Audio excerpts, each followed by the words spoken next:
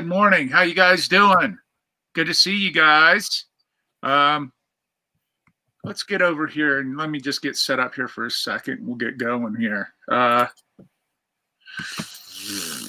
Let's see.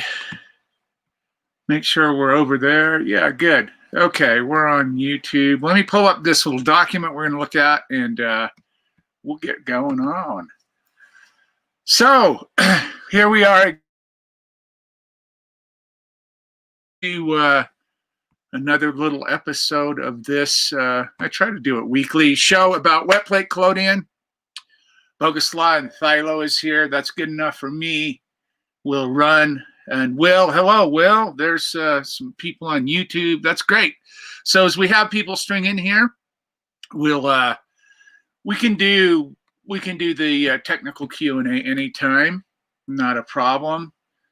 Hello. Let's just make sure we got everybody going on in here. So here we have hello, Linda. Welcome. Good to see you.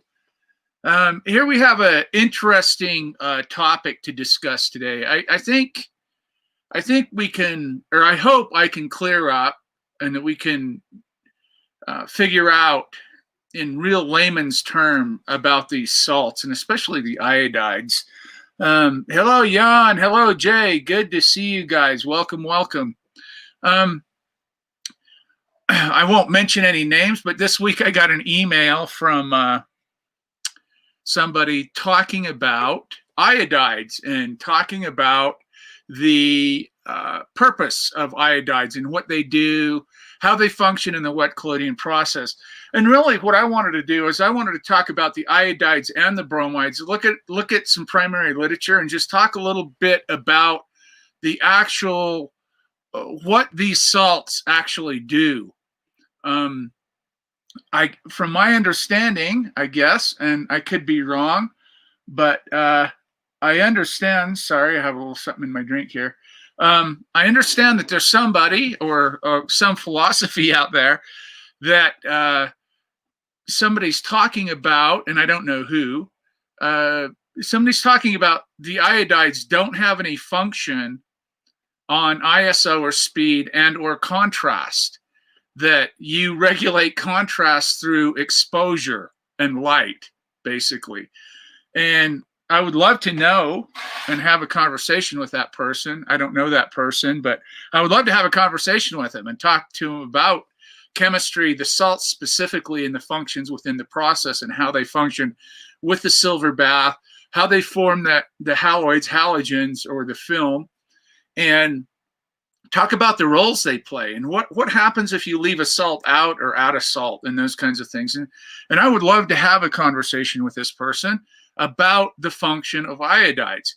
And since I don't know who they are, maybe they're going to watch this. I hope they do. That would be great. We are going to clarify, not me. Well, I guess I will be the mouthpiece for it, but we're going to clarify what iodides do and bromides do in the process of wet collodion, in the process of making an image. I didn't think, but the world's changing, right? I didn't think there were these kinds of crazy things flying around in the wet collodion world about iodides don't have any function in speed or contrast. And that's all they really do, right? I mean, this is where we need to clarify. You can make collodion. If you look at Archer's original recipe for his negatives, of course, this was when 1851 he released in The Chemist a recipe for making negatives. And guess what that recipe had in it? It had one salt. It had one active ingredient, and that was ammonium iodide. And let's just call it iodide, just to clarify. We'll talk a little bit about ammonium and potassium and the different scenarios there. But if you look at Archer's original recipe, you'll see that all it contained was an iodide. And I actually, years ago, I guess it's been 10 years now, during the Archer, what we put together for the Archer, Frederick Scott Archer grave site, I kind of collected up, I don't know, 20 or 30 images from around the world. and I contributed myself. I photographed this old monastery in Heidelberg, Germany. And what I did, it's a triptych. It's the negative in the middle and a salt print and an albumin print on either side, and framed it up. And I had that in that Archer show in London. But what I did, on the back of that image, you can read what I did. I took Archer's original recipe with only the iodide in it, in the collodion, and I used pyro. I used his original formula, and I photographed this monastery, this 11th century monastery in Heidelberg, Germany, and made a negative and then made the prints. So right off the bat, what we're talking about here is contrast or density. And what we have to clarify is that contrast and density are basically the same thing. When we say dense or contrast, that means you have a buildup in an area and not so much in the other. Hello, Jan, welcome. So just to clarify, the original recipe was only an iodide in the collodion Archer's recipe, and that was for making negatives. So if you look at any primary literature today and you look at a negative recipe, you're going to have a higher content of iodides and lower content of bromides. And in the developer, you're going to have some changes too, but we're just going to talk specifically about the salts here. So the iodide, what happens, I'm going to pull this up real quick and let's look at this little, I don't have Chrome tab. I don't have, oh, there it is. Let's share that. And let's just look at this. This is from, I'll post the author. This is from 1890s, 1880s, 1890s, something like this. And what I want to show you here is I just want to go over, this is an introduction to photography. There, throw a dart and you're going to hit primary literature that talks about salts and the performance and what they do. Can you control contrast with light? Of course you can. That's a component, right? But when we're talking about making an image, specifically a negative, where you need the contrast and the density and things like that, the iodide plays a key role. So let's just go over this real quick. Iodides and bromides of metal or alkalis are added to the plain collodion when a film of this bromo iodide collodion is formed on a plate and then immersed in a solution of silver nitrate. A fine layer of silver iodide and bromide is formed. We knew that, right? The double replacement process, we know what those salts change over. They leave those extra couple of compounds in the silver nitrate, the nitrates, ammonium and cadmium, or potassium and whatever salt you're using, right? If iodides are used alone, the developed image is usually dense. So right off the bat, you start understanding what iodide do in the collodion, and especially when they're, the double replacement, double decomposition, whatever you want to call it, and they're turned into these haloids or halogens, AGI and AGBR. Usually dense, with but little detail in the highlights, and long exposure is necessary in the camera. So what they're referring to there is when that iodine is released or breaks down, decomposes the iodides, and the iodine is formed, it slows the speed or the ISO of the film down, and it increases the density or the contrast. So anywhere you read, I've never read, and I have a bunch of primary literature on the wet collodion process. Anywhere you read in the primary literature, you're going to find the same scenario, scientifically, anecdotally, personally, however they're writing it, that iodides play the role in contrast, density, and ISO or speed, meaning that when you first make collodion and it's this pale yellow, that's the fastest speed you're going to get, maybe ISO 2 or 3 depending. So why some people use Ki. It's not soluble, potassium iodide, it's not soluble in the solvents, so it suspends and hangs a little longer. It takes a longer time to decompose and release the iodine, which then slows the film down but increases the contrast and the ability. And density is also related to pH, and we'll talk about that a little bit. So in a minute.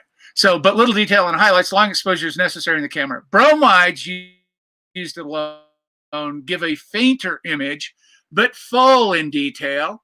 And the time required to impress an image and the time, sorry, and the time required to impress a latent image on the sensitized film is shorter than when iodides alone are employed. So what we're talking about here now, the bromides don't play a secondary role, but it depends on how you want to frame this and talk about it. Iodides play a role in the details, especially in some specific colors, especially in some landscape scenes. But the bromides provide the detail, not the tonal range, but the detail, right? The fainter image means there's less density, et cetera, et cetera. So when you're making positives, it's really important to combine these two salts. When you're making negatives, you go heavier. You're more concerned with the iodides for density and contrast, making the negative. I hope that makes sense.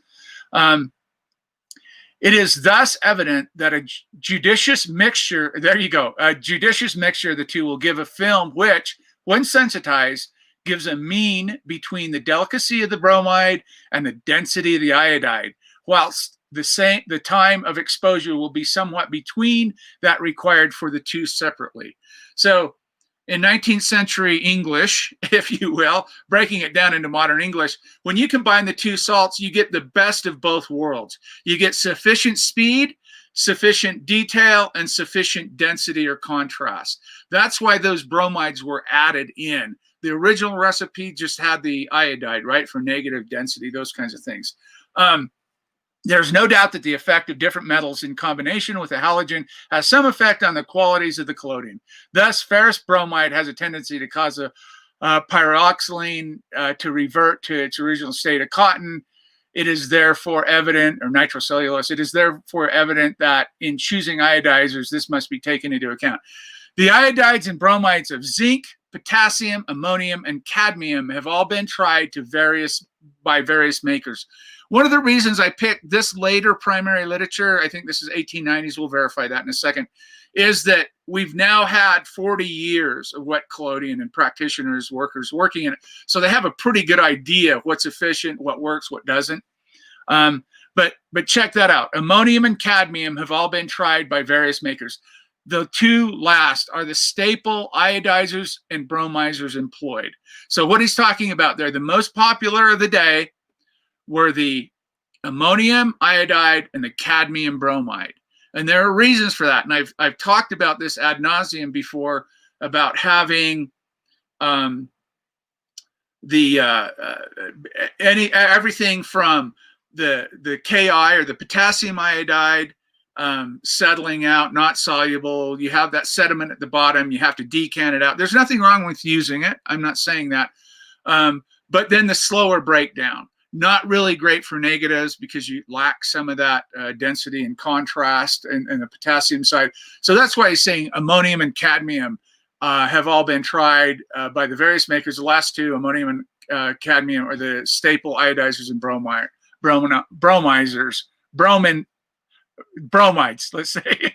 The following list may be useful in showing the amount. So anyway, the idea here is any primary literature you look at, if they're talking about the salts in the collodion, are going to refer to the iodides as the contrast and speed. And when we talk about speed, ISO, and really what it is, you're going to start out as a maximum ISO when it's new. And as the iodine's released, it's going to slow that down. But you're going to get the range, the tonal range, the density, and everything else you need. So having said that, and let me just look at where, let me just give you the information on this, this literature here. I got it here. I just need to find where my link is.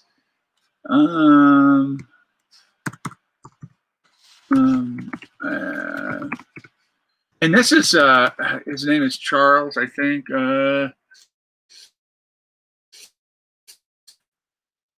I'll get it. I'll post it up here in a bit. But if you go to Google Books, or if you have primary literature printed out, go look at what the literature, the original, the primary literature says about iodides and bromides. So in a nutshell, iodides, speed and contrast and density, and bromides for detail and range and some of those half tones or half tints in the images. And especially I've noticed outdoors in colors. I've tried just collodion with iodide in it, and it makes a fine image. I mean, it makes a great negative, rather.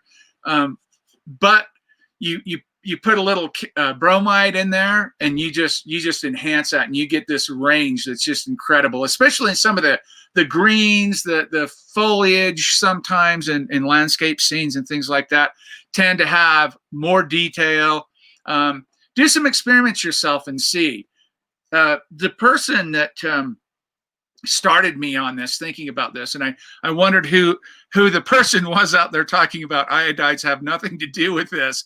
I'm like, well, let's have a conversation and see if we can clear some of that up, because it's not rocket science. It's all over in the literature. You can look at modern stuff too and see, and you can even do tests yourself and see. And I'm not saying that you can't control some contrast. Of course you can light, like a Caravaggio painting, you can light up a scene and have this high black and bright, you know, just highlights and shadows, and that's it. You can do that, sure, but that has more to do with the not the inherent qualities of the film or the collodion. It has to do with how you're lighting the subject. Can you improve if you have a kind of a low contrast collodion? Can you improve that by lighting it a certain way? Yeah, you can. But in a lot of cases, you're not going to be able to do that. You're going to be limited to what you have for light and what detail in the subject and all that. Salts make the photograph. So to say that they don't play a role this way after 180 years, with all the literature says they play a role, it's kind of strange. And so I'd like to, you know, open that conversation up if we want to have that. But anyway, so that's iodides and bromides. The second part of this bleeds over into the silver bath. And how can't it, right? It has to have that double replacement process. It has to have an end result producing something that you want. So a lot of times people that are only making positives, direct positives, ambrotypes, tin types, use Ki, use potassium iodide, not NH4i, the ammonium iodide that we're talking about. And that's fine. Again, it's just not going to break down as fast. And they use it because they want the speed, the ISO 2 or 3, and they want the shelf life. Maybe they don't make as many images. Maybe they find a combination of salts work a little better for them. You can put as many salts as you want in a collodion, and I've experimented with this, but beware. There's a maximum level of iodide that you can put in a collodion, in a film, and suspend in that film. Once you pass that, you're not going to improve contrast. You're not going to improve speed. You're not going to do any of that. What you're going to do is suck up a bunch of more silver out of your bath to sensitize that plate. That's all that's going to do. And it's going to exacerbate or speed up that potential of getting pinholes, having those iodides precipitate out and land like little grains of sand all over your plate and produce these and dissolve and produce these little pinholes. So you over iodize a collodion, it's gonna hurt your bath. It's gonna suck your silver down. It's gonna produce. Try it if you want, see what happens. But there's a level, right? There's a percentage, maximum percentage that you can use on the salts for the best results in that double replacement process in the silver bath to form that thin layer of AgI and AgBr, silver iodide, silver bromides, those haloids or halogens, and having the plate you want to produce, if it's a positive or a negative, et cetera. And we talked about that a lot. Jay Decker says, do you know, let's see, what does he say? Do you know or care about the chemistry behind those ions in solution to achieve those effects? Expound that question a little bit. Yes, of course I care. The chemistry, you mean the processes, the organic chemistry of the ion transfers, the AgNO3 switching out an ion, or the NH4 and producing AgI, and then having the byproducts of the nitrates. Yeah, I understand double replacement. How they achieve the effects is how the final haloid responds to light, right? So when you have the majority of the plate, the AgI is the the big player. When you have the majority of the plate, you put it in your holder and you expose that to light. That light energy, or those photons, start the reduction of that halogen into the metallic state of silver. So as far as caring or how those ions in the solution achieve those effects, expound a little more, Jay. We'll talk about that. That's a fair question. Yes, I do care. And unless I'm missing something in the process, I think I understand it quite well. The chemical mechanism, go for it. Enlighten us, Jay. What do you mean the chemical? I just explained that. The exchange of ions for the two compounds forming a new compound and two other byproducts from it. But maybe you mean something different. Go for it. Jump in there if you want to. So anyway, we'll let Jay get his thoughts, and we can continue on with that in a second if we want. That in a nutshell. And I'm open. If you want to come back and challenge me on the iodides, I'm open to listen to whatever evidence or information you have about that.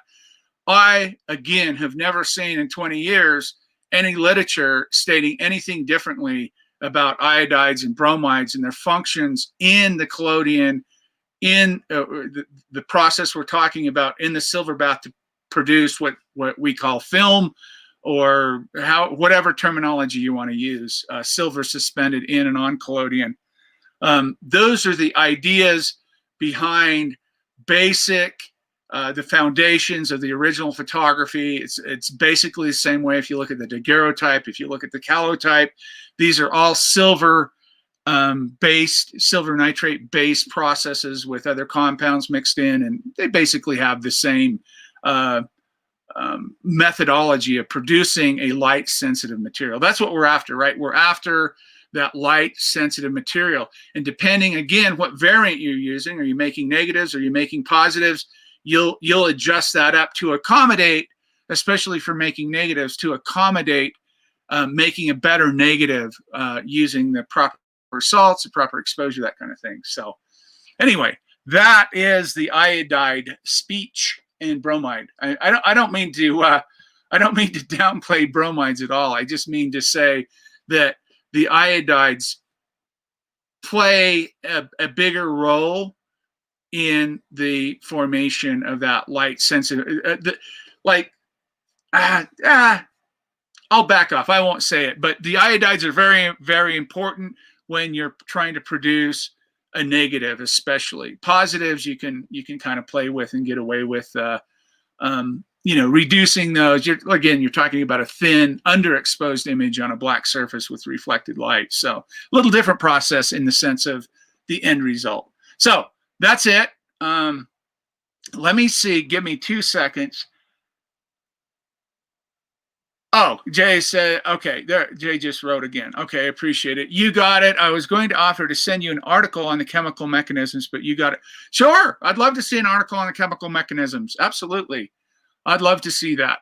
I'm a guy that is kind of geeky, kind of nerdy. I like to understand the whys behind things. I like to understand how things work and function, not so I can brag about stuff, but so I can figure problems out. So I understand when my photographic image making breaks, I have a pretty good idea of what went wrong and how to fix it. That's the whole idea that I come on these YouTube shows to try to impart a little bit of knowledge and experience.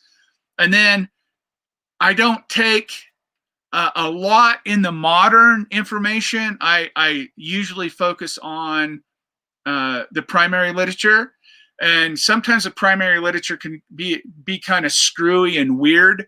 You have to decipher that 19th century English for one thing, and I'm a native English.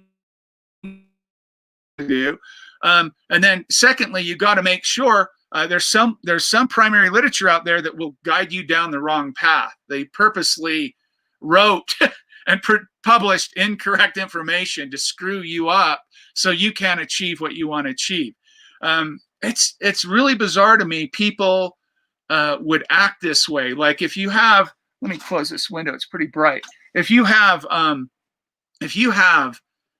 information that you want to share, I think it's ethically, you're obligated, it's an ethics question, a morals question, right? I think you're obligated to share the truth about that. If you're going to share the truth. Don't share false information or information that you're not quite sure about, and then you mislead people down a path, and you can either hurt them or cost them a bunch of money and time, and they still don't get they don't get the results they want. So there is primary literature out there that'll guide you down the wrong path. So you got to be careful.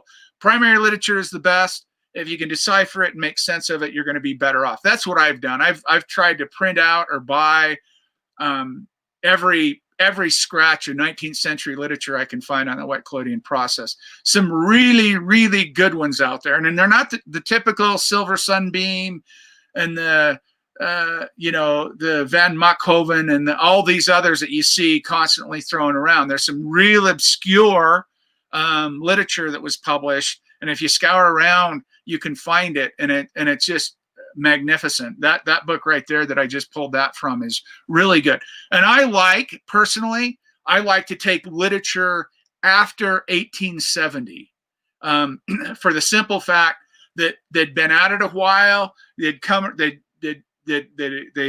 learned some of the chemistry and the science behind the stuff. They've had a lot of experience. So 1870 to 1890 is really good years for primary literature most of the time, with big caveat in there. Most of it, though, is really good. And I've always encouraged people to read that literature, even if it's difficult. Do it line by line and decipher it and figure it out. Take the drachms and the drachmas and the weights and the minins and all these weights and measurements, translate them over to metric or milliliters, milligrams, whatever you're doing, and work it out and see what recipes they use, see what formulas they produce. I get a kick out of looking online today and seeing people making collodion and then naming it something like, I can't even think of names. They've been some crazy what is this called? What is this? Oh, this is this name. And you look at the recipe and it's got 3 grams additive, ammonium bromide or something. And, it's there, or they mix something together and they call it their own thing kind of thing. Look, collodion there's no real recipes. There's a type of iodide and a type of bromide salt you can use in it, and as many as you want. And it's going to produce what it's going to produce. There's no special, this is so much faster than this gives better. No. The bottom line is, if you want to produce an image with good tonal range, with good density, with good highlights, all those kinds of things, the basic recipe comes from the primary literature. My recipe that I published, for the most part, comes from Waldack's book from 1872. And I modified it just a little bit for our kind of contemporary use. And other than that, I keep everything simple. 90% of the time, my collodion contains NH4I, ammonium iodide, and cadmium bromide. Those 2 salts are 99% of the time are what I use. Now, if I know I'm going to do something long-term and I want collodion to sit on the shelf for 6 or 8 months, I may do a Ki, a potassium iodide, and cadmium bromide. I've experimented with all of them. I've added, taken away different salts, experimented with them.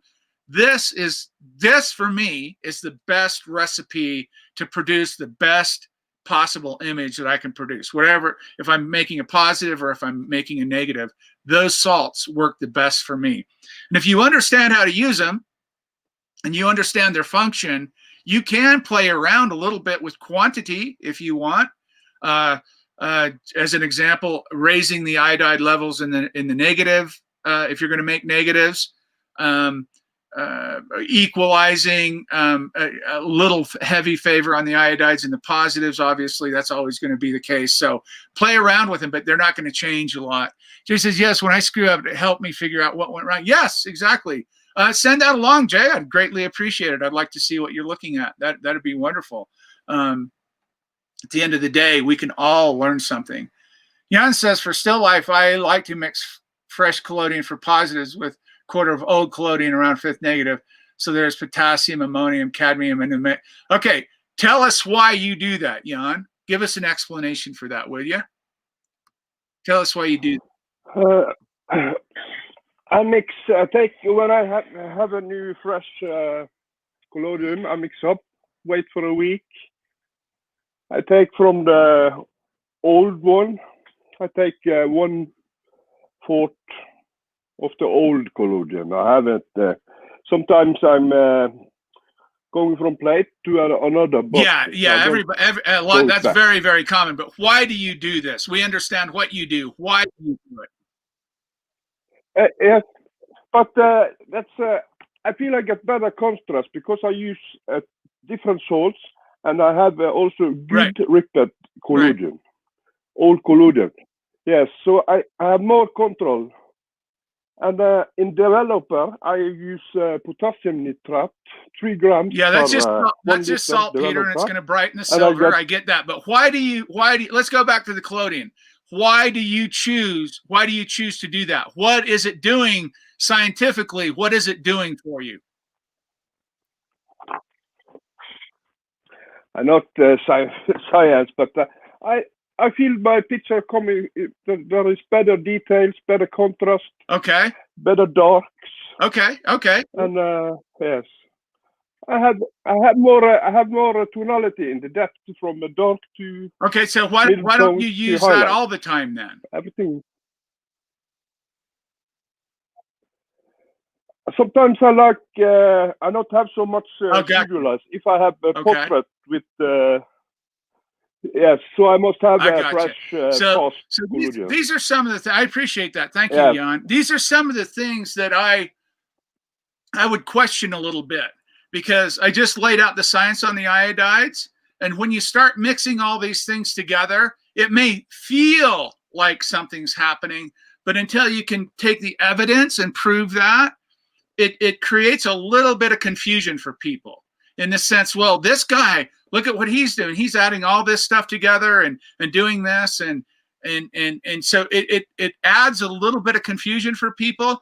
When I say take these 2 salts and put them together, ripen them sufficiently, use proper light and proper exposure, proper development, you won't need to add saltpeter or potassium or sodium nitrate or chili saltpeter. You won't need any of that. You'll produce a beautiful, bright, contrasty, high tonal range, beautiful image. And when you talk about speed, really all you're gaining is, you're going from, in the film world, you're going from ISO 100 to ISO 200 or 200 to 100, something equivalent to that. Maybe a stop, depending. But what you lose from that will be the range. And now I can see mixing a collodion that has a longer shelf life. Speed is never. I am never concerned with ISO or speed. I'm just not. I make a longer exposure, pull the stop out, get a faster lens, whatever it is. I'm never concerned with ISO or speed. I'm concerned with tonal range, contrast, density, and having a beautiful, the biggest range that I can have for the content or the subject given, and the type of light and lens I'm using, and what I'm after, really. And I know I'm after a specific thing, but at the end of the day, it is a personal choice, just like Jan says. Whether he understands it or not, it's a personal choice. And if you feel like you're getting better results from something, you can accomplish that through different methods, but at the end of the day, the science is going to be the science. Yeah, potassium nitrate, Bogoslai, is also called saltpeter. Sodium nitrate is called chili saltpeter. Saltpeter or potassium or sodium nitrate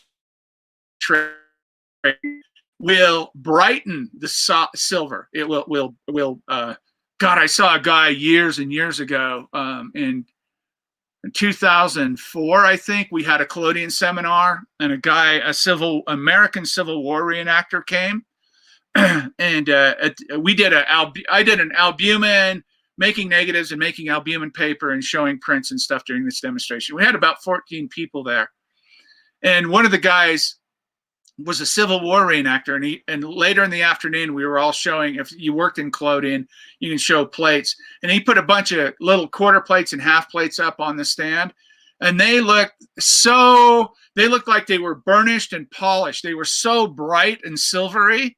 I was like, what did you do to these things? And he said, oh, I use a saltpeter in my developer. And I got looking into that, and sure enough, it will, like, I don't know if it actually changes the size or the structure of the salt crystal or the silver crystals, but it definitely enhances their reflectivity somehow.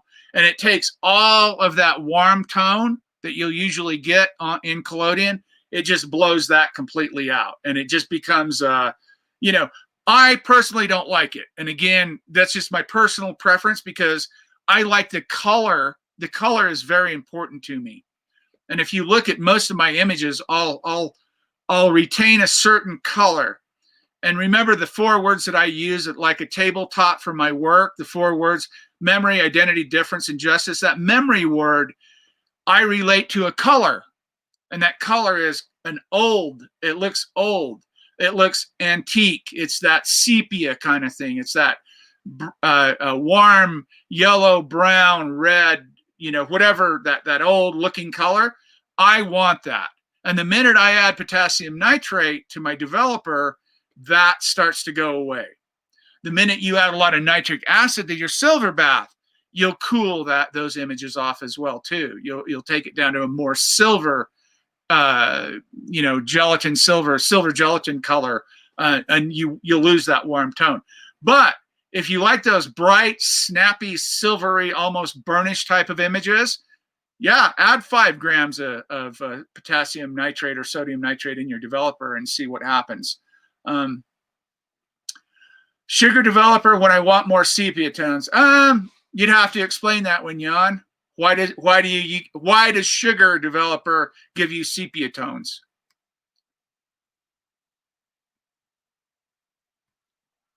You'll have to unmute yourself. There you go. Yeah. Now I feel that because it's go longer before the plate is finished developed, so it's because of the restrainer in sugar. Also, it's I don't know. I'm not so good in English to explain this, but I see the difference. If I go from my potassium developer and over to sugar developer, I do it for a portrait with ladies. So you go from potassium. What do you mean potassium? Potassium nitrate developer. Well, of course of course. We just said what potassium nitrate does. Once you remove that, sugar has nothing to do with that. Sugar is an organic restrainer. Sugar restrains development by hogging space up and physically crowding out that development. Unlike acid, glacial acetic acid is a chemical restrainer. Sugar and honey and beer and molasses, they're all physical restrainers to hold back development while you produce the image without developing the unexposed silver. Color-wise, you want a fast development. If you want a warm tone, you want a fast development, right? You want to catch some of that developer off of there and build a little density. You want fast, 15 seconds. And if you want color, you also use KCN. That'll give you the warmer tones. But the sugar restrainer, yeah, you go from saltpeter in your developer to a sugar developer. That you could go from saltpeter to you know, pyro developer or basic developer. It won't. The color is going to still appear what it. You know, you're going to be warmer with a non-saltpeter plate, for sure. Saltpeters, man, that's going to jack your silver stuff way through the roof.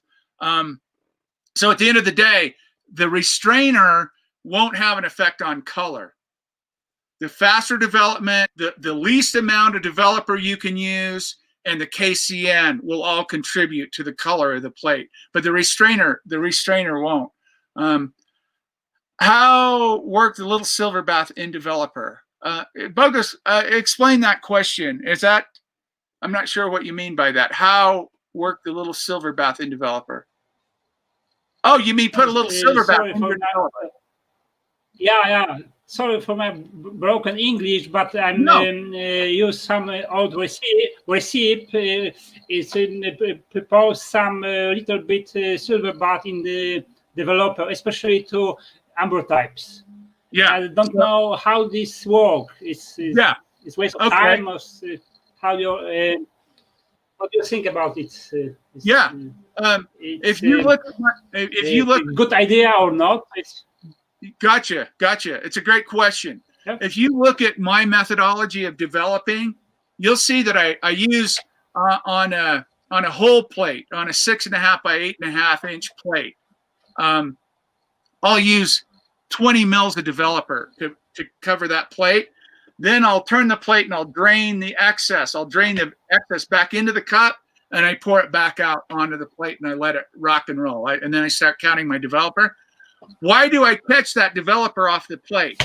Because your entire plate is covered with free silver. It's covered entirely with silver nitrate. It just came out, it was in the bath for 2 or 3, 4 minutes, whatever it was. So it's covered with silver. You pour that developer out, you're going to lose a little because you got to cover the plate. But you catch the majority of it, you have a lot of silver now back in your developer and you can pour back on and start counting.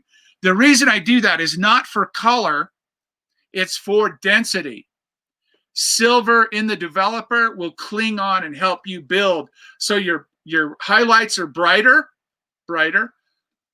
and you go down to your metal or glass or whatever your substrate is, and you have void areas. So what we're trying to do is clarify that density and clear that up. So yes, so I don't know that I mean, you can add a drop or two of silver nitrate into your developer if you want.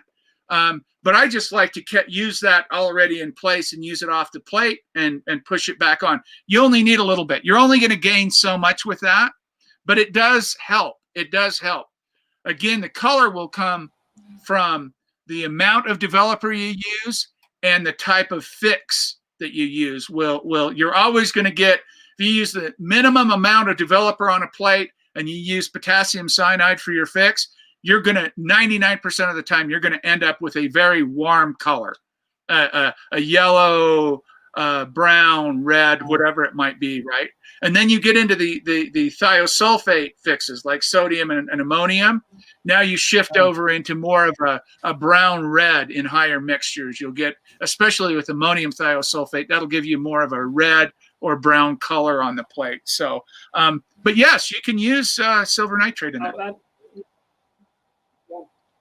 And next question, in the same way, the work, if I need some old developer and use developer, but some people collect used developer and mix together and 1, 2, 3 part, it's work the same way? Well, yeah, another important question there. I have in the past, and I still hold this position, I have a problem with used developer. I know people do it all the time. They catch it and they use it. My philosophy is this. Once you introduce silver nitrate into anything other compound, anything else, and you expose it to light, any kind of light, you're going to have a problem with that right off the bat. So unless you keep everything clean and separated, I've just never understood saving used developer. It's probably one of the least expensive things in the process. And that one shot developer, you want it clean, you want it, the best possible balance of acids, restrainers, and reducers you can. Now you're mixing it all up. You really don't know what you have. You've got silver nitrate introduced into it, which isn't a problem originally, but now you've got it in a container, and if it's exposed to light or mixing with other compounds, it can be a problem sometimes. It can be a real issue that way. So I'm not a big fan of saving developer. If you want to, you can. I know people that have just never, from the chemical standpoint, I've never been a big fan of that because you're introducing silver nitrate into the mix, and that becomes very problematic. Yes, Jan says stronger mix with thiosulfate 300 grams, exactly 30%, make warmer tones. Yes, it does. Absolutely. Anytime you mix those thiosulfates stronger, you know, at 100 grams or 10%, you're going to have a very cool, silvery, cool image. You mix it 200, you're going to be between that 20%, 30%. You're going to get a nice, a decent warm tone. And that would apply to any of them. Not KCN, of course, you're already built in with that. So yeah, the stronger the mixture, the warmer the tone. Exactly. Yeah. And you can see that. You'll see that pretty straightforward. Controlling, Jay says, controlling contrast is my Achilles heel. Interesting. Any secret sauce to share adjusting contrast during the session? Well, like I said, we're starting out with the best possible chemical foundation we can, right? So we start out with saying, I want contrast. I'm making negatives, but I still want positives. I still want contrast, right? In the positive. It's not like you don't want contrast in the positives. So I would use NH4I or ammonium iodide as the iodide, and cadmium bromide is what I prefer for the bromides. I'd start with that basis. Then to control contrast in your images, like I said earlier, you can, in certain situations, control the contrast. You can make it oblique light and just have a half of a face and all dark, and you know, whatever you want to do. But I found that if you start with the right chemical foundation, and natural light is a huge thing for me. Natural light that's all I'm going to use up here. I got rid of all of my artificial light, all of it. I will not use artificial light again. And if I can't make images, I won't make images. But between the chemical foundation of the ammonium iodide, natural light, and then your own ability to render light or render the content lit well, properly, you can achieve whatever kind of contrast you want because you have the chemical foundation there. So I can't really give you any other than starting out with the right foundation. I can't really give you any tips other than tips on typical lighting for photography, right? I mean, that's a big one. Sometimes the lenses we use, I've noticed modern lenses, the UV coating, they have a slight UV coating, tend to be a little flatter in artificial light. That's kind of a problem. So maybe stick with the uncoated vintage lenses will boost your contrast. You have a little more problem with lens flare and those kinds of things you have to watch. But modern lenses work great outdoors with natural light, with bright sunlight. They work wonderfully. But when you bring them indoors, sometimes you'll have a little bit of problem with contrast. So good chemistry foundation, look at your optics, and then just work your light and see. I know a lot of times it takes me 4 or 5 plates to get something that I'm really excited about, because I'll look at the details in them and I'll adjust things a little bit. Sometimes I'll go too far. Sometimes I won't go far enough. It's really touch and go and super, super subjective. And when you get into that game, because what I say is good contrast or a well-lit image, you might say, oh, I don't like it so much. So it becomes a tiny bit of a problem. But I know what you're saying, Jay. I get you. And that's the best advice I can give is start with an NH4I, ammonium iodide based collodion, and see if that helps. And get it right. Let it ripen to a nice orange color, right? Nice, good tonal range. And yeah, so you lose a notch on the speed. Add more light, open your lens up, whatever you need to do. I think at the end of the day, the most important thing for me is not speed, but the quality of the image, the tonal range, everything this process has to offer. I want to exploit that. I want to make sure I maximize that. And the best way I know how to do it is having the chemical foundation, the optics, and the proper light. And then, obviously, and then it's up to me to get the exposure and all that stuff. But good questions. I like them. What else do we have rocking and rolling here? Let's see if we have anybody else in here. Man, I really, that is kind of, that's kind of what I had going on today. We had snow the other day up here. We had, I think we got, 6 inches, so, 10, 12 centimeters, something like that. And I said Monday or Tuesday when it snowed, I said, give me a day or two. It's sunny today. It's 21 degrees, and it's beautiful. Welcome to Colorado.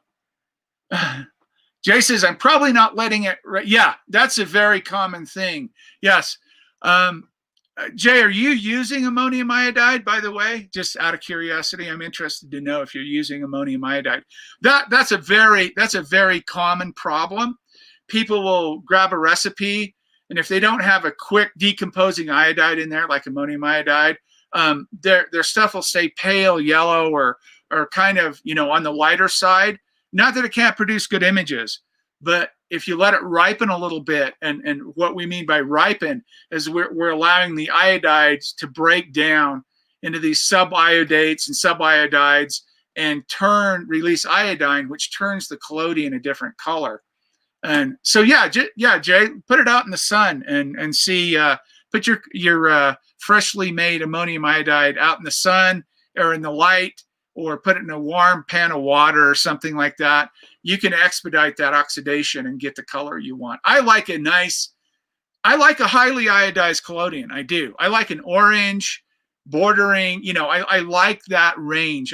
That's just me personally though. So again, I sacrifice a tiny bit of speed for the tonal range. And making negatives, I think it's pretty much a given. You'll want to use ammonium iodide in that. So yeah, let it ripen a little more. Jean, hello, I'm your opinion. Ratio between iodides and bromides into collodion could be a way to adjust contrast. Yes. Jean, yes. And I'll give you an example of that right off the bat. Now, why I hesitated to answer that is because it's very minimal, but it will make a difference if you're making negatives. For example, if you look at a positive recipe, an ambrotype, a tin type recipe using NH4I or Ki, potassium or ammonium iodide, you're going to see, 2 grams. You look at the same recipe for negatives, you're going to see 4 grams of iodide. So you're upping the iodide, but there's a ceiling to that iodide. There's a ceiling, and that is capped with that negative recipe, the maximum amount of contrast you're going to get out of that iodide. And what I said earlier, you go over, let's just use the 4 grams as a reference. I'm not really saying that's what it is, but let's say 4 grams is your ceiling on your iodide, and your bromides play a different role, right? They're for the details, not the contrast. Once you hit that ceiling of 4 grams and you add 5 grams or 6 grams or 2 grams of a different iodide, now what you're doing is you're just adding iodides to the collodion that will then pull silver out of your bath and also exacerbate or bring on quicker the potential of pinholes. What you're doing is you're just accelerating the age of your bath. There's a ceiling on iodides, and that's it. You're not going to get any more contrast after that. So what I see most people do is Jay just said it. They don't allow their collodion to ripen or release iodine to a nice color. They're pouring it while it's still kind of yellowish, and you can still produce good images. I'm not saying you can't, but if you really like contrast, let it get into the orange range. Let it get into that highly iodized range, and your contrast will go through the roof. Now, I can make images that look like Caravaggio paintings. They're just, silver and plate, silver and plate. I mean, there's just, you can go maximum, and that maximum will be achieved through I know my recipe will give it to you, and you won't destroy your silver bath, or you won't suck a bunch of silver out of your silver bath. When your pH is off, when your temperature's off, when your content of the silver in your bath's off, and then you have a over iodized collodion that you're throwing in that bath, you're gonna chew that thing up. You're gonna put that bath through the ringer. So I wouldn't try to achieve contrast, adjusting contrast with the ratio of bromides and iodides. Bromides play no in that. It's only the iodides.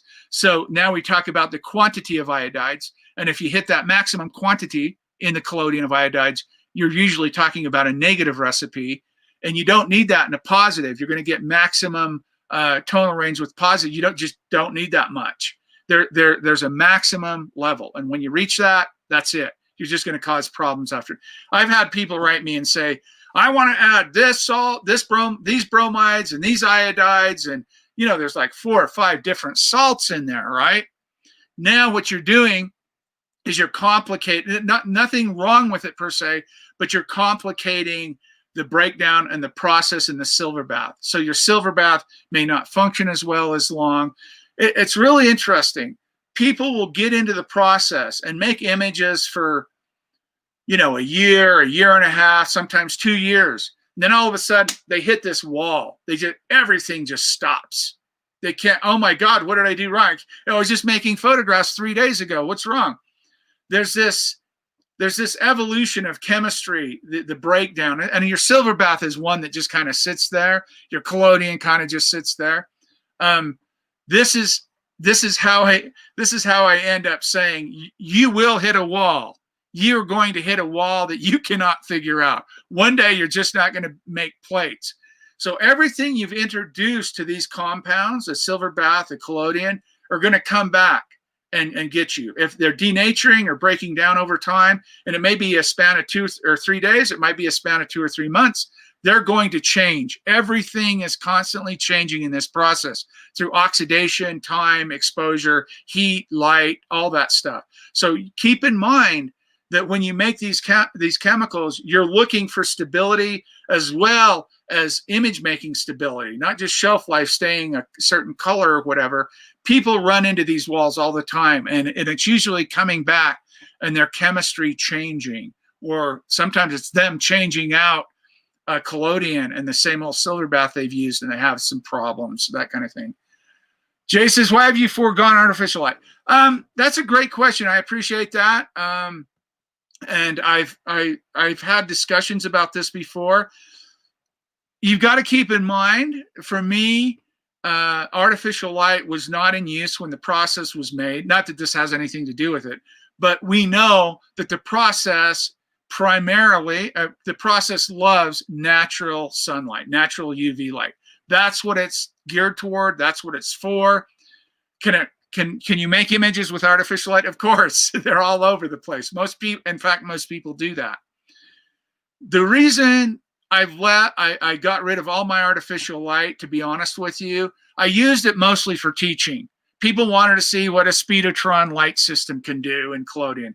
People wanted to see what continuous CFL bulbs and black light bulbs and all these combinations of lighting and collodion and processing, all this stuff, right?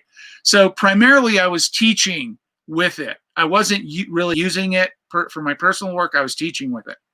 So coming up here to the mountain, I'm only going to teach once a year, and that's probably not going to be until 2022 or God knows whenever it is. Maybe I won't ever teach again. I don't know.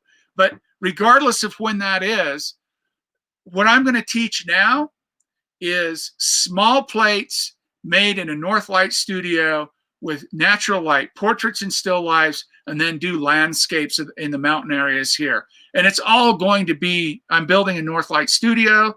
It's all going to be natural UV light. Better quality images in my mind, better suited to the actual compounds and chemicals in the process.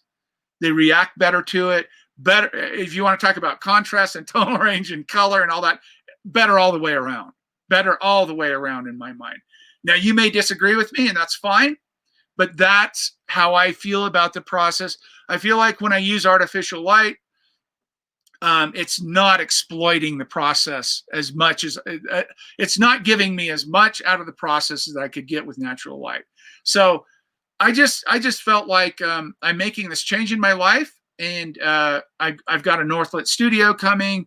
I just don't need artificial light. And to be honest with you, I'm just not interested. If I can't make images in the wintertime or at nighttime, I don't care. I won't make images. I've just come to that point in my life where it's like, I don't need to push the process. I let it come more organically. When the light's good, when the time's right, I'm kind of getting in the groove with the process, right? Slower, more methodical, more, I don't need to produce 100 plates, right? I need to work. I need to produce really good plates, that suit my needs for the projects that I'm working on. And artificial light just doesn't figure in for me with my projects. But I appreciate the question because I think it's a fair one. And I know why people pick up artificial light. Hey, I live at, 50 degrees longitude, and, or, there's 2 hours of sunlight up here in the winter, right? Whatever it is. I get it. And that's great. It's wonderful to do that. But I'm not going to teach any workshops in the wintertime up here. I'm not going to be doing any personal work without that kind of light. So for me, it just didn't make sense. For you, it may make sense. For you, it may work. But for me, I just don't see me teaching in that capacity anymore. I think this whole virus thing has changed everything, and I just don't see me doing those kinds of things anymore. I used to do a lot of demos and stuff, and I don't do them anymore. I've gone to whole plate, natural light, and focusing on what? Good job. That's great. That sounds great. That's perfect, Jay. I like that. I like that a lot. That's a good. I love people that can sit down and plan out their goals and have a why for what they're doing, have a reason for, and if you're playing technically, play, have fun, try different things and do that. And like I've said before, and then get on a path that suits you. If it's artificial light, if it's potassium iodide in your collodion, if it's whatever it is, do it and progress down that and have some goals to make it happen. That's a good thing, Jay. There's nothing wrong with that. Natural light, come on, we all know. I think it's safe to say that you're going to have a better chance of producing a proper, beautiful image with natural light than artificial light. Not always, but most of the time, I would say. You have a better chance of at least the process responding more favorably to the natural light than the artificial light. Although I've seen some really beautiful portraits. Let me do this real quick since we have a second. And I'm sure you guys saw this, or maybe some of you haven't. Here's I gave this. I did a. Was it in conjunction with University of Northern Colorado? Yes, it was in conjunction with a show that I did, and I had guest artists or work from all over the world show up, and we did a gallery show up there at UNC, the Mariana Gallery, I think it was called. And along with that, I taught a little workshop demonstration in the photo class, a guy named John. And this is one that I made with artificial light here. So this is a speedotron. So if you're gonna use artificial light, this is a speedotron, two 2400 watt second heads, and again, this is my style. This is as close as I can come with artificial light to what I'd like to see with natural light. I mean, obviously, I could have done a little better job in natural light, but at the end of the day, this isn't bad. For me, it's completely acceptable. I like it. It works for me. So you can make nice images with artificial light, no doubt about it. It's just I've just kind of changed my mind a little bit. Jan says, is there a different and needed density for negative salt print, albumin print, or silver gelatin? Absolutely. Jan's asking, is there a density difference needed to print salt, albumin, or silver gelatin? So yeah, let's talk about that real quick. When you're talking about making a negative and you're talking about density in that negative, what we call Dmax and Dmin, density maximum, density minimum. And density minimum doesn't mean clear glass. It means the last shade before you go to the void areas of the clear glass. So I would say an albumin print, and these are just numbers, and if they don't make sense to you, don't worry, because I'll explain them to you in a second.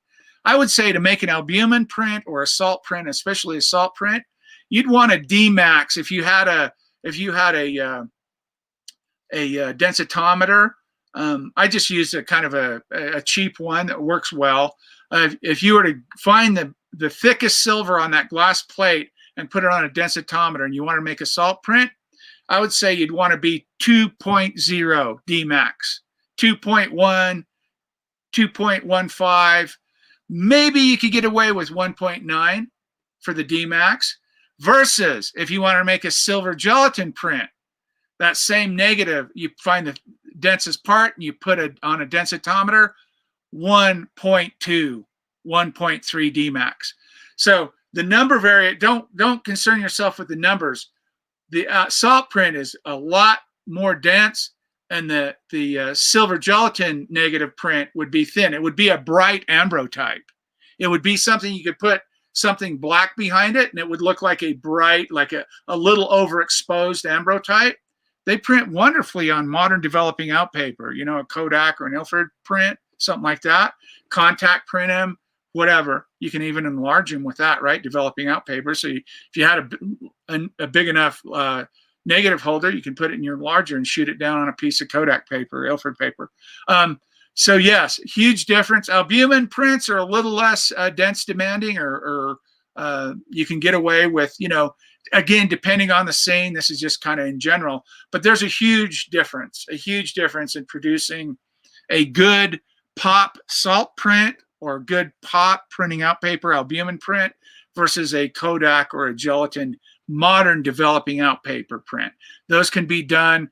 It used to drive me a little bit crazy when people say, Kodak, you know, fiber, you know, whatever, Ilford pearl paper from a wet collodion negative. It wasn't really a wet collodion negative, because a wet collodion negative you'd want for pop processes. This would be a bright ambrotype that you put on a piece of modern developing out paper, and a properly exposed salt print negative would not print on Kodak or Ilford paper. You wouldn't get it to print. It would be like a graphic. It would be black and white paper. They're just, you can't get it to print. Same as a film negative that would print great on silver gelatin would never print on salt or albumin. It's too thin. It'd just be a big muddy mess. So you need that density. You need that separation. You need the density in the right plate, in the right plates for the right processes. And it's really important to understand that. And again, going back to the salts, you're going to achieve those more dense negatives with the ammonium iodide as the iodide and aged a little bit. You'll have a better chance of producing good negatives that way. So yeah, that's a great question, Jan. I appreciate that. I have not. Chopper Carson asks, oh, Jan wants us to show us some. Just curious if you've done the Woodbury type process. No, I would love to though. Let's put Jan up here. Let's see what Jan's got. What? Unmute yourself there, buddy. What do you have? Okay, yeah. Okay. Looks like a coffee grinder and yeah. Okay, is that a modern print? What? Unmute yourself and tell us about it, Jan. That's albumin print. There you go. With no toner. Yeah, yeah, I can tell. Yeah. I wish you had a densitometer and you could tell us what the Dmax is on that. Yeah. Yeah. Not so much, because I can use it as a ambrotype. Yeah. It's yeah. It's a little overexposed that way, I think, a little bit. You lose a little bit, but that's typical. Yes. You made a decent albumin print with it too. Albumin will take will function better with less dense negatives than salt prints will be, really, because you know salt you've got the material going down into the paper, right? The albumin, you've got the egg white. It rides on the egg white, so you have a better chance of having that happen that way. Oh, that's nice. Yeah, there you go. That looks good, Jan. That looks good. Good job. Very good. Good experimentation there. That's what people want to do. Find out for yourself. I'm just up here yapping my mouth. Go out there, pour you some plates, get you some paper, try some things, and find out for yourself. I've already done it, right? So I can tell you my experience. your mileage may vary. You might get a whole different experience. Well, I don't know about a whole different experience, but you might find something that you can share that improves the process for other people. And it's great to have a forum that you can come in and share it on too. So Chopper, Carson, let's go. Yeah, and the sun is a free source, Jan. I like that. Yeah, it is. Yeah, that's true, right? Not the reason I did it, but yes, I like the sun better. And at 3,000 meters above sea level, I got me some sun, right? I mean, I little pollution between me and that big ball in the sky. And UV up here is outrageously strong. I mean, you burn like a French fry up here, just a few minutes in the sun. You'll burn. I mean, the sun is intense. Chopper says, let's go back to this for a second. Just curious, have you done the Woodbury type process prints? So no, I haven't, but it's a great question, because what I'm finding as I just turned 30 last year. So as I get a little older, I find that I like to have a little more poetry in my images.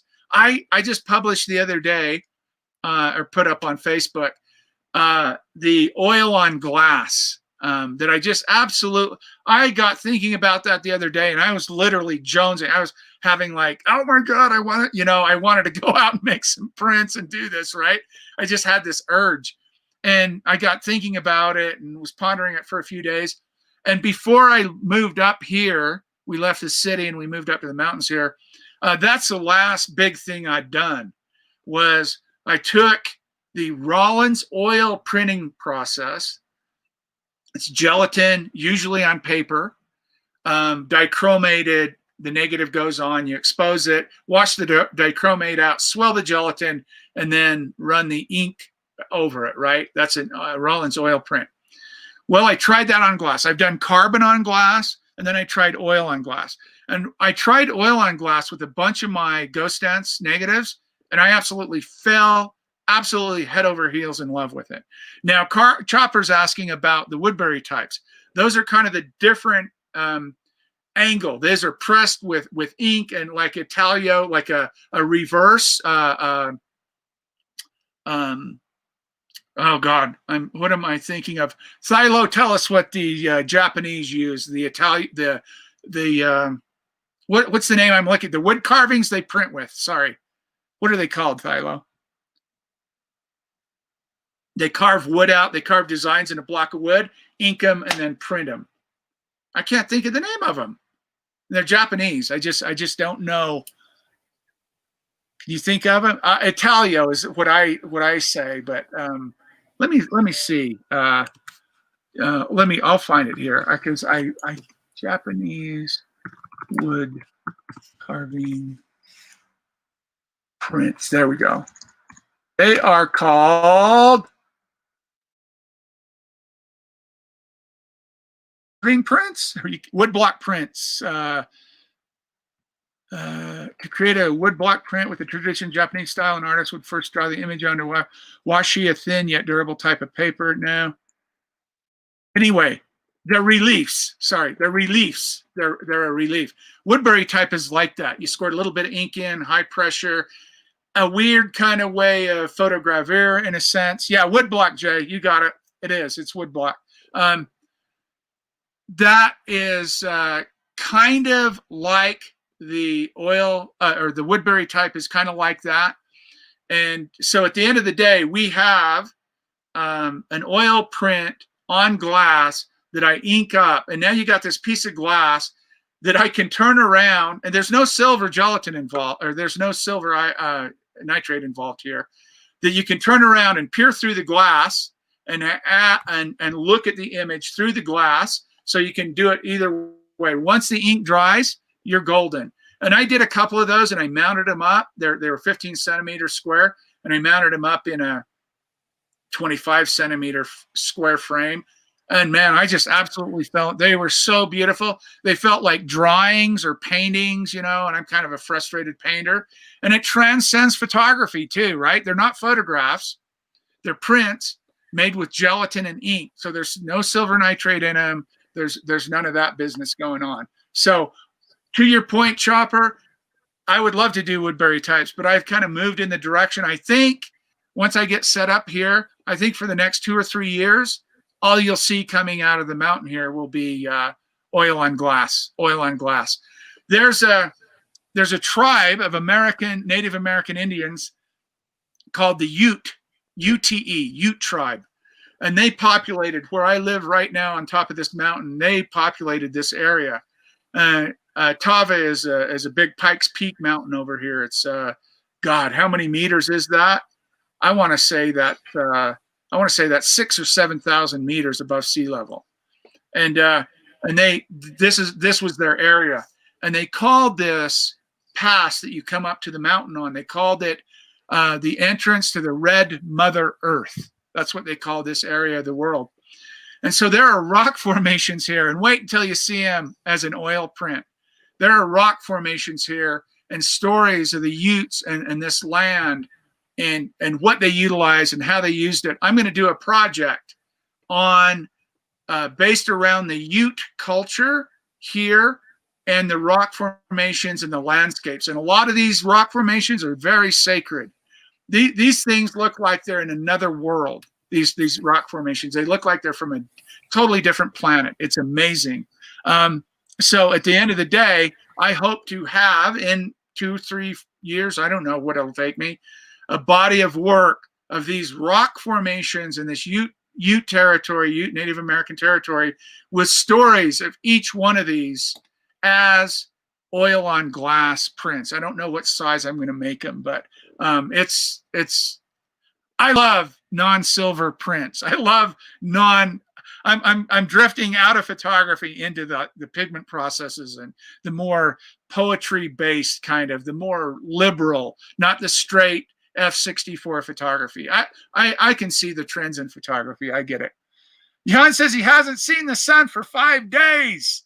Oh no, Jan, you poor guy. You poor guy. You got to come up here, bathe out in the sun. It's plenty of sun here. Finish with Corona. I come visit you.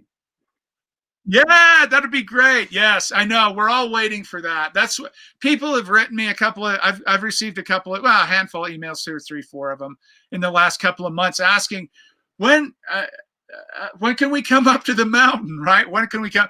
And that's what I tell them. I said, man, until that Corona thing is resolved, nobody's going to be flying or staying or anything. I mean, we're safe up here. I think in this county, I think they've only had 8 cases of Corona around here. 8, as in 8.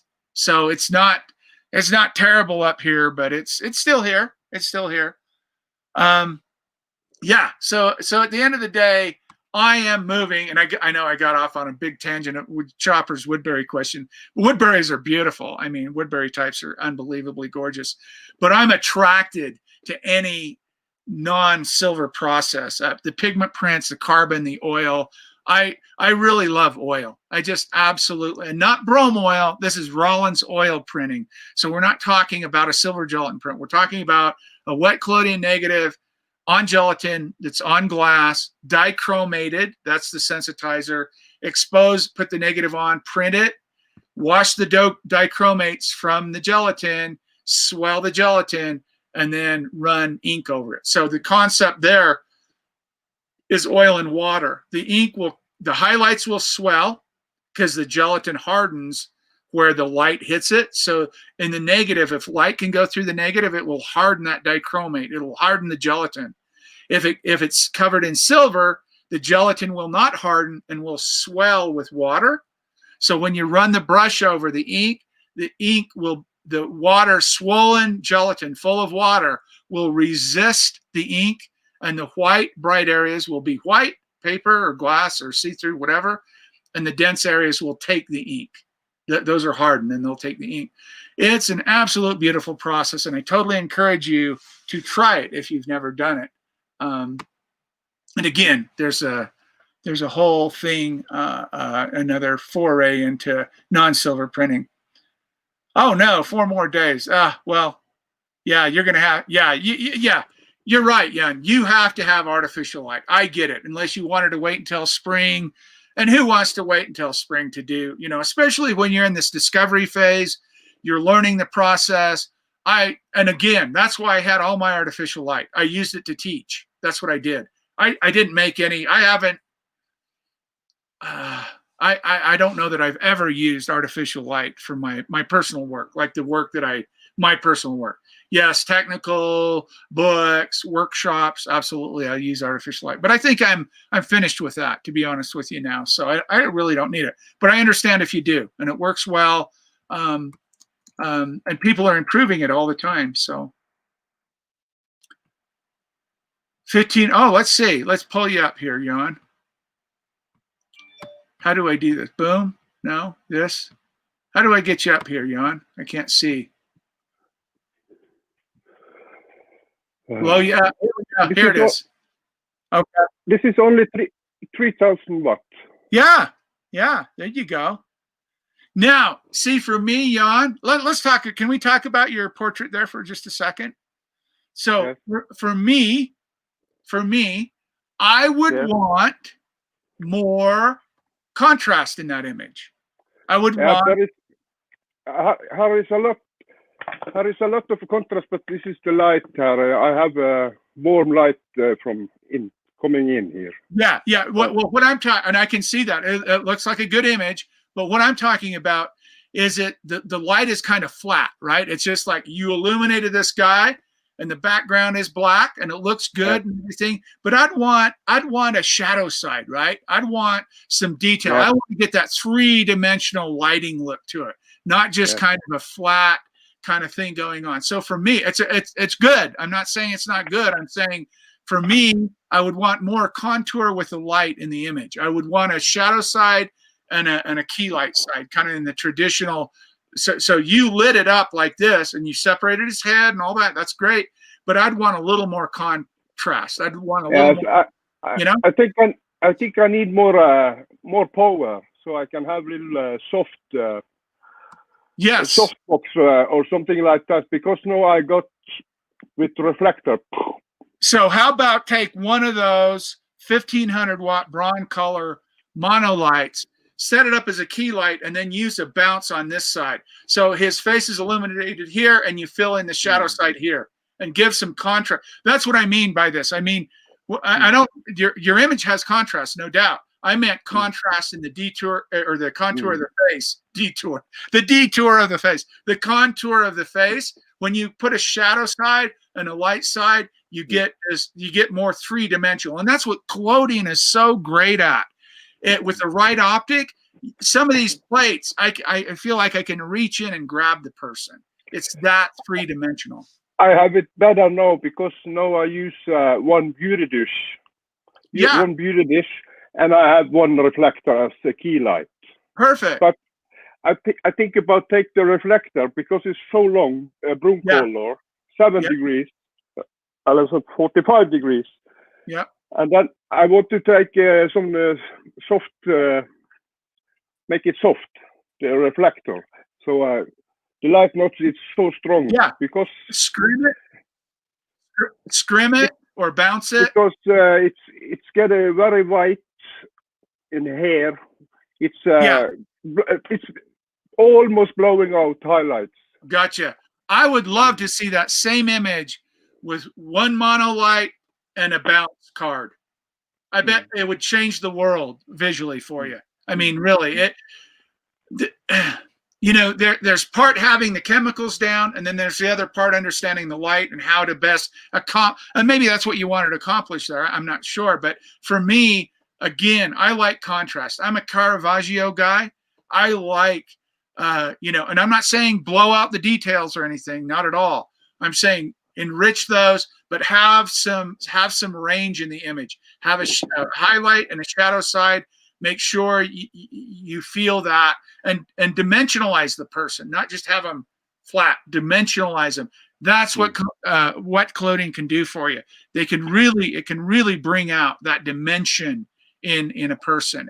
It's grainless, right? So if you light it right, you get the tonal range right, you'll have this. Wow, I can reach in and grab that head of that person or that body or whatever it is. Here is with beauty dish. Beauty dish. Let's see that one. Yeah. Okay. It's a little more soft. Yeah. Not so gotcha. hard. Yeah, I see a little more around her eyes and maybe her nose and lips and stuff. Yeah. Yep. Yeah. Try to start bending some light around. Try to start do something crazy.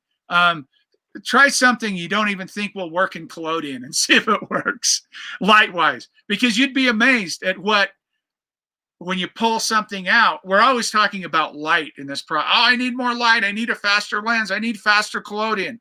We're always talking about that. But you'd be amazed at what you can do with less light.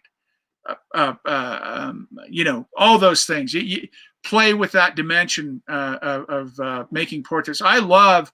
Let me show. You guys have seen all of these, of course, but at the end of the day, let me show you one that comes to my mind that I just absolutely love. This is probably one of my favorite images I've ever made. I just have to find it here. Photographs. And I know you guys have seen it before. I'm sure you have. Maybe I'm getting ahead of myself. I hope you haven't. Maybe you haven't. Be great if you haven't.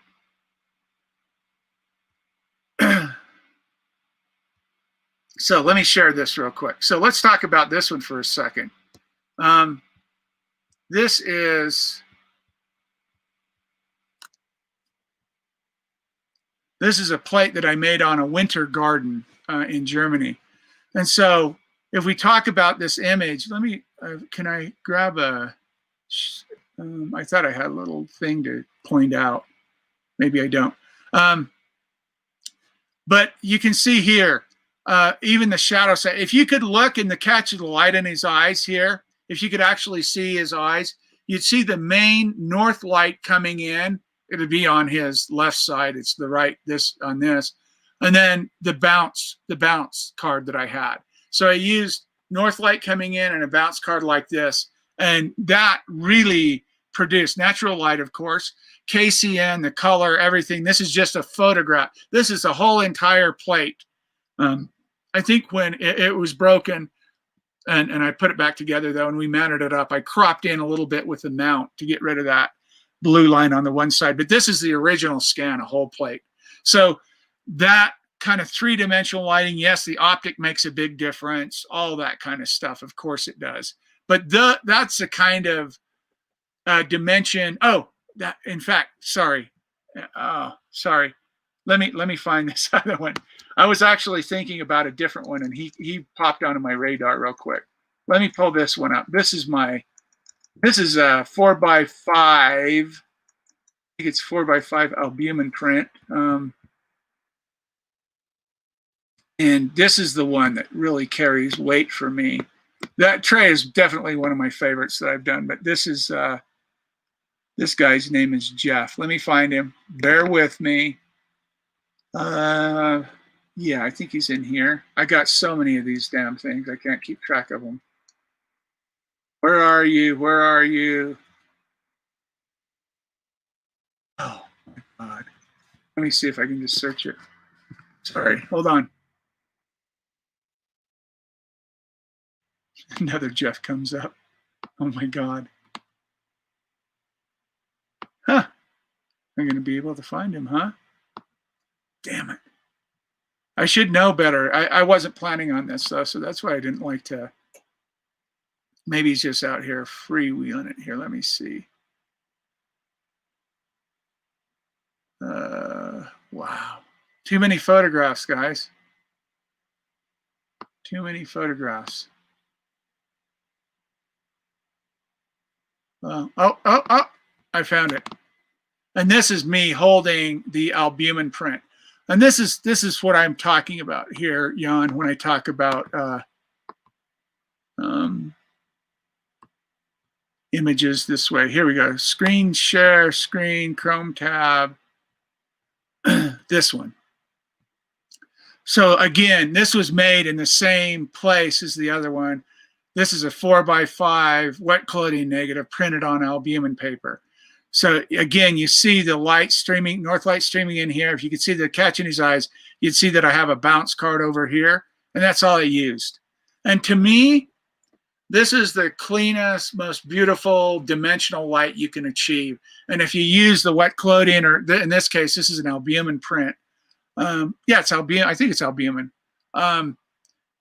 This is what, you know, at the end of the day, if you ask me, what am I after photographically speaking, this is what I'm after right here.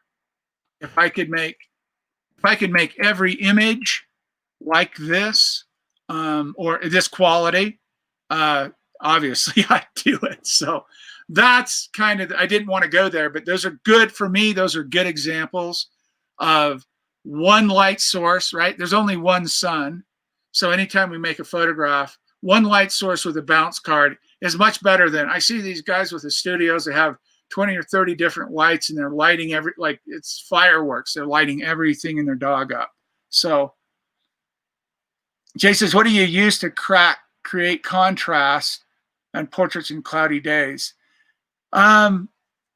Yeah, actually I use a dark card. A lot of times if I photograph out in the open, I'll put a big black side down over their head and subtract light from that and then have the other light bounce in. That's on bright days. On cloudy days, I actually use a white card. I'll use a white card. So I'll fill in on the opposite side and it works well. Hey, Rick Grybos, good to see you, buddy. I hope everything's going well up there. Good to see you. So yeah, a nice white card, black in the sun, cloudy days. You'll figure out how to push that light in there. That's what it's all about. It takes a few tries to get everything down, but at the end of the day, it depends on what you want to accomplish. These are just examples for what I'm trying to do. You may have something completely different going on. So lighting, chemical base, good strong foundation in chemistry, the optic, understanding the lens you're using, the limitations, the advantages, what you need to do or not to do, and the light, obviously the light. So those three combinations, you put those in place and then you start pouring plates and you try to figure out what it is you want to get and how to get there. So that's a good thing. That's a good thing. And practicing and pouring plates and trying different light, you'd be surprised at what you can do lighting wise, what collodion will put up with. It's a pretty interesting stuff. Yeah, use, Jan says, I'm still learning the process, so use strobes and artificial light for model shoot is the next on the schedule. Sure, yeah, absolutely. I mean, don't listen to me in that context. I'm stating my opinion about what I like. You keep pouring plates, using strobes and artificial lights, awesome, do it. Because you will eventually work your methodology, your workflow, how you like, what kind of images you like to make, learning all that stuff. I can still use artificial lights. I'm just not going to. I mean, I guess if I went somewhere and I had, I would. But in a perfect world, all I want to do now is use the natural light, the sunlight in my studio, do still lifes, do portraits, and then go mobile for the stuff around that I want to do, the landscapes, the rock formations, things like that I'm going to do. And that's going to take some trying and doing, because it's called Red Mother Earth for a reason. It's red, it's granite, and all this stuff up here is kind of a pink red color, and we know on the spectrum where that's going to be. So a lot of light, the right time of year, the right time of day, all those things are going to come into factor for me to make those types of images. But for you guys working the way you work, keep on doing it. The important thing is to keep pouring plates and learn the chemistry, pour plates, learn the lighting, learn your optics. I always encourage people to stay with, pick a lens, get a 4x5 camera, pick a lens, and get chemistry, set up a scene, and just work it until you've got that exposure down, you got your technique down, you got the light right. That will teach you a lot, rather than jumping from subject to subject. I'm 8x10 with a modern lens. I'm 4x5 with a vintage lens. I'm using natural light, artificial light, this strobe, that wattage of light. Don't jump all around. It'll be a big chaotic mess. Stick to one thing. If you're just starting out, stick to one thing. Get a 4x5 camera, pour little quarter plates and work a scene to death. Make 100 plates of that scene until you get that light exactly the way you want it. Until those images are clean chemically, clean process-wise and technique-wise, well lit. Work it until you get it down. And that'll go a long ways. Then the next challenge is going into different environments and having success with those. And you'll kind of start over again there. But man, the journey's the fun part, right? I mean, that's why you got to enjoy the journey a little bit. Everybody wants to just get there and be done. There's some of the projects I was like, man, I just want to get this stuff done. I know what I want. I can't achieve it. And you know, looking back though, it's super healthy and super good for me. All right, guys, that's it for me. It's an hour and a half. It's 11:30. I'm going to go work on my well house today. I think I got to go over and get some supplies and do all that. Winter is coming. Maybe in next Studio Q show some advices how to work with snow and low temperature. That's a good one, Bogoslav. We'll do that. That's a great question. Winter is definitely coming. Yeah, let's talk. I'll prepare for that question. I'll do that. That's a great comment. If you guys have anything you want to talk about and you want me to address, send me an email or do like what Bogoslav did there. Just drop me a note. So thank you for coming. Thank you for joining me today. I appreciate it. Stay healthy and happy, and we'll get through this thing together. Ciao, brothers and sisters. Have a great weekend, I guess it is, huh? Saturday. Bye-bye.